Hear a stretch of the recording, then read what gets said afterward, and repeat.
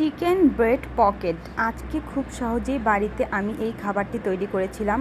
ফার্স্টেই এরকম ব্রেড দিয়ে পকেটের মতো তৈরি করে নিতে হবে। তার জন্য আমি ফার্স্টেই এখানে কয়েকটি ব্রেড নিয়ে নিয়েছি। এখন সেগুলো পাশ থেকে ভালোভাবে কেটে নিচ্ছি। ব্রাউন অংশগুলো ভালোভাবে কেটে নিতে হবে, তাহলে এটা দেখতে অনেক বেশি সুন্দর লাগবে।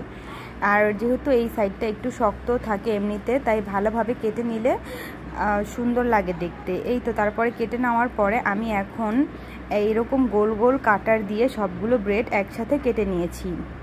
তারপরে এখন আমি এই ব্রেডগুলো একসাথে ভালোভাবে বেলে আমি একটু পাতলা করে নিয়েছি। তারপরে ডিমের মধ্যে আমি দিয়ে এটা ব্রেড ক্রাম্ব দিয়ে ভালোভাবে কোট করে নিচ্ছি, যাতে এটা বের হয়ে না আসে বা ফেটে না যায়। এই তো ভালোভাবে কোট করে নিয়ে হয়ে যাওয়ার পরে আমি এখন এটার ভিতরে যে পুরটা দিব চিকেনের, সেটা তৈরি করে নিচ্ছি।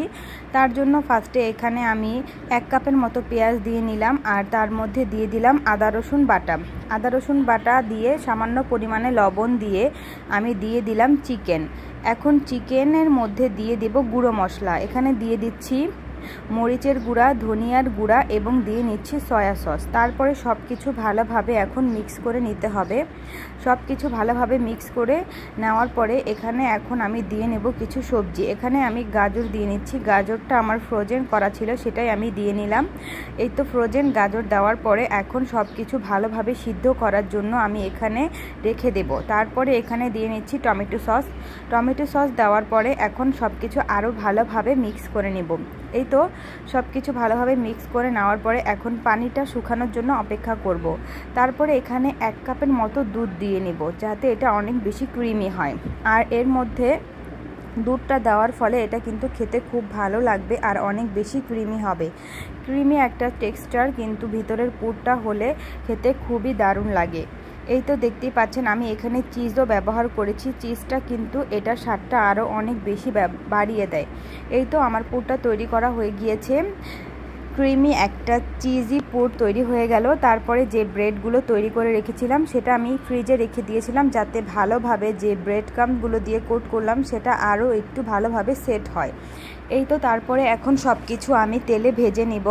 এখানে আমি এক একটি করে দিয়ে তেলে ভালোভাবে ভেজে নিলাম। আপনারাও একটু আস্তে আস্তে সময় নিয়ে ভেজে নেবেন, তাহলেই কিন্তু এটা খুবই ভালোভাবে ভাজা হবে এবং ভাঙবে না।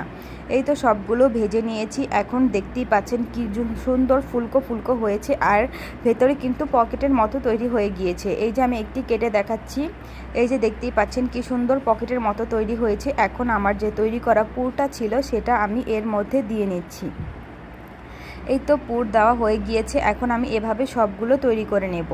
এই যে সবগুলো তৈরি করে নিলাম। এখন এটার সাথে আপনারা কিছু ভেজিটেবল অ্যাড করতে পারেন, যেমন ক্যাবেজ, যেটা খেতে আরও বেশি ভালো লাগবে।